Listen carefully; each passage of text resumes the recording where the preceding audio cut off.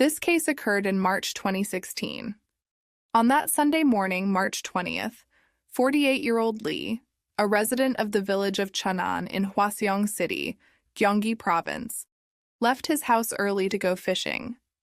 He was planning to catch eels along the irrigation canals surrounding the village.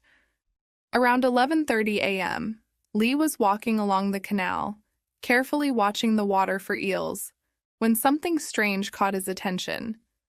At first glance, it looked like pickled garlic, but it turned out to be the naked upper body of a woman. Shock! She was only wearing underwear. The circumstances of the body's discovery were also unusual. The irrigation canal wasn't fully filled with water, only about 50 centimeters. The body was lying face down, with the head partially submerged in the water and turned to the right, facing the canal wall. Witnessing this scene, Mr. Lee was so shocked that he collapsed to the ground. Shortly after the report was made, the police arrived at the scene and immediately began an investigation. The canal is quite large, about 2.5 meters deep, 4.4 meters wide, and 1.3 kilometers long. Due to the depth of the canal, the bottom is hardly visible from the shore. Mr. Lee only noticed the body because he was carefully searching for eels. Otherwise, the body could have remained undiscovered for a long time. The victim's body bore numerous bruises, scratches, and bright red marks. However, there were no injuries that could directly have caused death, nor any obvious signs of murder. Nevertheless, since she was almost completely undressed, wearing only underwear, investigators considered the possibility that she had been forcibly undressed. It was this detail, the absence of clothing, that led them to suspect foul play. Through the investigation, the identity of the deceased was established. She was 47-year-old Miss Kim, who lived in Chang and Wonri, just 980 meters from where the body was found. She lived with her 84-year-old mother, who suffered from severe dementia and did not even comprehend her daughter's death. When the news of the incident spread through the village, residents recalled the Hwaseong serial murders that had occurred 20 years earlier. The entire village was gripped by an atmosphere of fear and anxiety.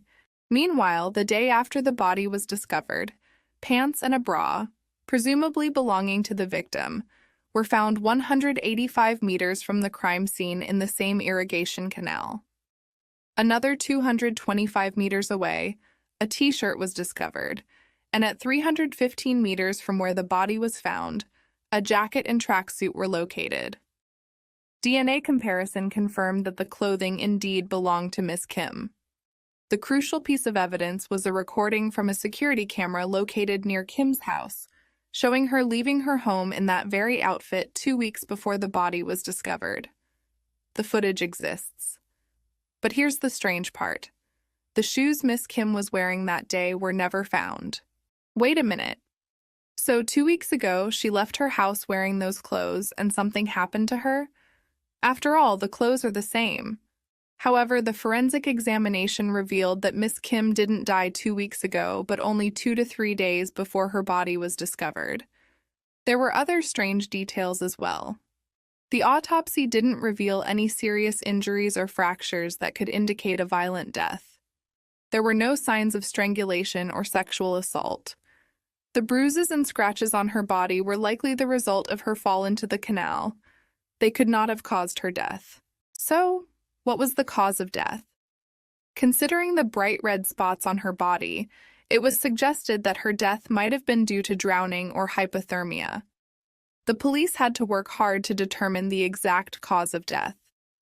Usually, experienced investigators can quickly tell from the condition of the body whether it was a murder or a suicide. But this case was anything but typical. The crime scene was quite isolated, so there were no witnesses. As a result, the police couldn't entirely rule out the possibilities of suicide or an accident. Therefore, the investigation proceeded on all fronts: murder, suicide, or accident. Fortunately, there were many surveillance camera recordings that captured Miss Kim while she was alive, including footage from the day of her disappearance. This was crucial. The investigative team had an excellent opportunity to analyze these recordings and potentially find some clues. Let's take a look at the footage from the surveillance camera installed on a neighboring house. It shows Miss Kim leaving her home on March 16th, 2 weeks before her body was discovered. At 4:48 p.m. at 5 p.m., she boards a bus heading toward the city center. This is confirmed by footage from the bus's camera. Miss Kim rode to the final stop in Ujong and then headed to a restaurant where she ordered blood sausage soup. But after that, her behavior became rather strange. After finishing her soup, she told the restaurant owner that she didn't have any money. She left her headphones as collateral and said she would return in a few days to pay for the meal. In other words, she took the meal on credit. Miss Kim was a regular at this restaurant, so the owner knew her well. It wasn't even about the debt. The strange part was that Miss Kim had never come to the restaurant alone before, nor had she ever asked for food on credit. Her behavior was unusual. At 7 p.m., surveillance footage captured Miss Kim boarding a bus headed toward her home. Exactly 24 minutes later, she unexpectedly got off the bus at a stop located 3 kilometers from her house. A man also got off the bus with her. Where did they go? The police carefully reviewed all available surveillance footage. An hour later, at 8:30 p.m., Miss Kim appeared on a camera near a farm some distance from the village. Let's summarize. On that day, Miss Kim missed her stop, got off at an unfamiliar one 3 kilometers from her home, and then walked for an entire hour, making a detour to return to her village. This is illogical. How can this be explained? Experts do not rule out a connection to a crime. For example, if Miss Kim felt that someone was following her, she could have deviated from her usual route and chosen a busier road. Or she might have been hiding somewhere to throw off a potential pursuer. In any case, this suggests that she felt threatened. Because of this, the police focused on the man who got off the bus with Miss Kim. However, after reviewing surveillance footage, they determined that the man headed toward a factory after getting off the bus. His involvement in the incident was ruled out. It wasn't him. The last time Miss Kim was seen was at 8:30 p.m., near a farm located not far from her home. After that, she disappeared. On the route leading to the irrigation canal where her body was found, there were no surveillance cameras, so her subsequent movements remain unknown. Notably, Miss Kim did not have a phone with her that day. In analyzing the case, a forensic expert pointed out 3 key aspects. First, Miss Kim died 2 to 3 days before her body was discovered. This means that approximately 2 weeks passed between the time she was last seen on camera and when her body was found. The expert speculates that during this period, Miss Kim may have been kidnapped or held against her will. Indeed, during those 2 weeks, she did not use her phone or bank card. Second, Miss Kim's shoes were never found. This could indicate that she was running barefoot, suggesting that her situation was so desperate that she fled without her shoes. The absence of footwear is a crucial detail that supports the theory that someone else may have been involved in the incident. Third, the irrigation canal where her body was discovered might have served as a hiding place for Miss Kim. What does this imply? It's possible that she managed to escape from wherever she was being held. She may have come across the canal and tried to hide there, as the canal's depth was around 3 meters. She hides there, but the perpetrator is following her trail. He's searching the area. Perhaps Miss Kim simply couldn't leave her hiding spot. So the victim was kidnapped, held captive for 2 weeks, then tried to escape barefoot, hid in the irrigation canal, but couldn't get out and died of hypothermia. This scenario seems to emerge based on the evidence and circumstances surrounding the case. But if that's the case, who kidnapped her? Kidnapping suggests deep resentment and a close relationship with the victim. Miss Kim's brother pointed to one person, her ex-boyfriend, Mr. A. They broke up because Miss Kim's family didn't approve of their relationship. Mr. A was very upset about this. He even drove to Miss Kim's house in a truck and caused a scene. In a fit of rage, he beat her dog. Quite a violent character. He became the main suspect, but he had a solid alibi. In the end, he walked away without consequences. No one else from Miss Kim's circle who might have kidnapped or killed her was found. The case hit a dead end. Some villagers speculated that the crime might have been committed by someone from another town. 400 meters from the irrigation canal where her body was found, there's a rest stop for drivers along the highway. Rumors spread that perhaps someone stopping there could have committed the crime. But could a driver, stopping at a rest stop, kidnap a woman he didn't know and hold her for 2 weeks? Why would he do that? While it can't be entirely ruled out, the possibility seems very slim. However, during the continued investigation, the police uncovered new facts. It was revealed that shortly before her death in early March, Miss Kim had been diagnosed with bipolar disorder with alternating manic and depressive episodes.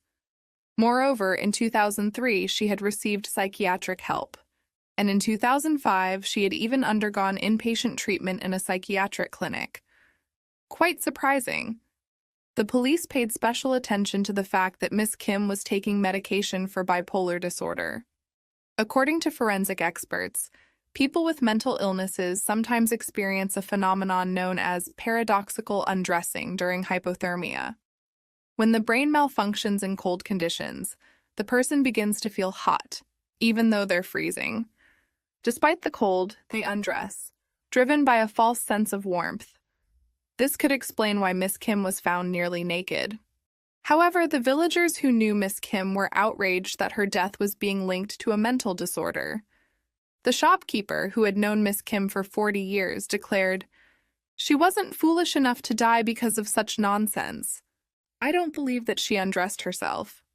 Another villager said, "If you didn't know her, you'd never guess she had a mental disorder. The symptoms were very mild. She was even more cheerful and sociable than many." People who knew her insisted that she didn't have serious mental problems. However, a psychiatrist stated that it's impossible to completely rule out the impact of her mental disorder on her behavior. On the day she disappeared, she acted unusually. She went to the restaurant alone, asked for food on credit, left her headphones as collateral, and got off at an unfamiliar stop. All of this could indicate that she was under stress. It's possible she was experiencing paranoid delusions and hid in the canal, where a tragic accident occurred. So, was it all just a product of her imagination, caused by her mental disorder? Could it really have been just an accident?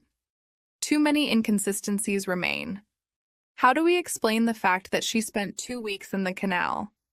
The forensic examination revealed that her stomach contained rice, kimchi, green pepper, and red pepper.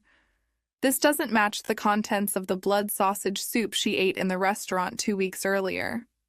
This means that during those 2 weeks, she had eaten somewhere. Who fed her and where?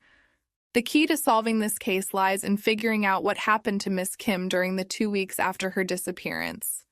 Who held her? Unfortunately, the case was closed as an accident. The police found no evidence of murder and concluded that Miss Kim died of hypothermia. Perhaps that is true. But shouldn't all doubts be dispelled in the case of a sudden death? Miss Kim's relatives and friends do not agree with the police's conclusions. This case, with its echoes of Hwaseong, the irrigation canal, and the discovery of a woman's body, sparked suspicions of a connection to the infamous Hwaseong serial murders.